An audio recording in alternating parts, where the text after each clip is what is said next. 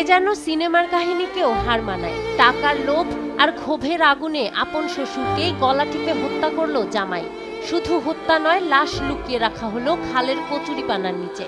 বরিশালের আগৈলঝাড়া উপজেলায় ঘটে যাওয়া রোমহর্ষক এই হত্যাকাণ্ডে স্তব্ধ পুরো এলাকা। প্রেমের সম্পর্কের সূত্রে 2 বছর আগে আখি হালদারকে বিয়ে করেন কাঠমিস্ত্রি কৃষ্ণ বারই। তবে বেশি দিন সে সংসারে সুখ টেকেনি আখির। টাকার জন্য প্রায় কৃষ্ণ তাকে মারধর করত। সম্প্রতি বিদেশ যাওয়ার জন্য আখির বাবা অখিল হালদারের হাতে টাকা দেন কৃষ্ণ। সেই টাকা ফেরত দেয়া নিয়েই তৈরি হয় দ্বন্দ্ব। সেই দ্বন্দ্ব একসময় শারীরিক নিগ্রহের রূপ নেয়। তার শিকার হন আখির বাবা। বলে টাকা লাগে একটু দ্বন্দ্ব ছিল, এই হলো ইয়া ঝগড়া ঝগড়ি হয়েছে। সে বলে বাড়ি বসকে বলে কই গেছে যে তোরে পিডিয়ে সাইজ করবো, তোরে পিডিয়ে সাইজ করবো। এই সাইজ করকে তুই গেল আমার ভাই, আমার এটা ভাই, আমি কামাল বাসামু। আমার ভাইরা সকালে টাকা দিয়ে যায়, বিকালে টাকা দিয়ে যায়। এটা তো মর্দা নাই আছে, আমি মুখে মালাই দিব।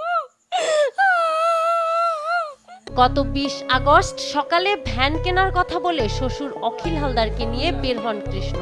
পথিমধ্যে জামাই শ্বশুরের কথা কাটাকাটি ও এক পর্যায়ে ক্ষোভের বশে শ্বাসরোধ করে হত্যা করেন শ্বশুরকে। এরপর সন্দেহ এড়াতে লাশ চাপা দেন খালের কচুরিপানার নিচে।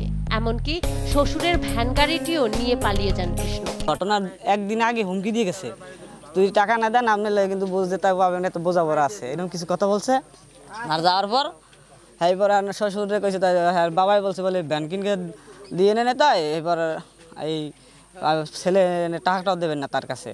তারপর ওই শ্বশুরে বলে কইছে ভ্যান কিনকে দেবো না। এবার শ্বশুরে ফোন দিয়ে রাজি, আর তা বলে গাড়িতে উঠছে। গাড়িতে উঠিয়া তারপর বলে ঘুরছে ভ্যান দেখতে যাওয়ার কথা বলে, দেখতে ঠিক তারপর বলে এই ঘটনা ঘটাইছে। ছেলেটাকে একটু গাঁজাও খেত আর ভ্যান কেনার কথা কইছে, টাকা চাইছে।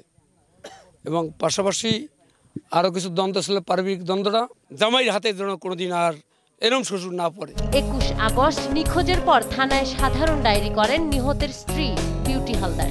সে অনুযায়ী তদন্তে নামে পুলিশ। গ্রেপ্তারের পর জিজ্ঞাসাবাদে হত্যার কথা স্বীকার করেন কৃষ্ণ। তার দেখানো মতে অর্ধগলিত লাশ উদ্ধার করে পুলিশ। পরে কৃষ্ণর বিরুদ্ধে মামলা দায়ের করা হয়। আমি এটা খবর দিছি, এরপরে হে মনে করেন কুদ্রি শুরু করেছে।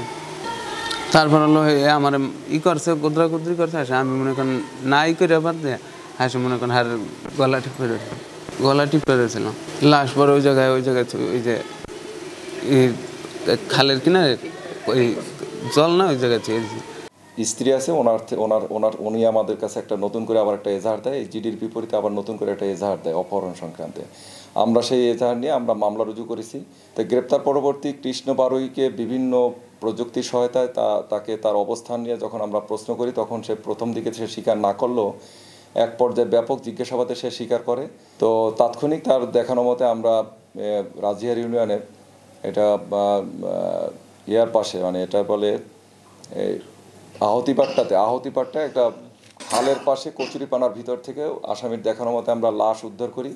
তো এই মুহূর্তে আমরা লাশ উদ্ধার করছি, আলামত ভ্যানও উদ্ধার করছি। আসামি গ্রেপ্তার আছে, মামলাও রুজু হয়েছে। আমরা পরবর্তী যে তাকে যে কোর্টে সোপর্দ করবে এবং তা আমাদের যে পরবর্তী কার্যক্রম আমরা ব্যবস্থা নিচ্ছি। দুধ ব্যবসায়ী অখিল হালদার খুবই ভালো মানুষ ছিলেন, কিন্তু তার জামাই প্রায়ই খারাপ ব্যবহার করতেন বলে জানান এলাকাবাসী।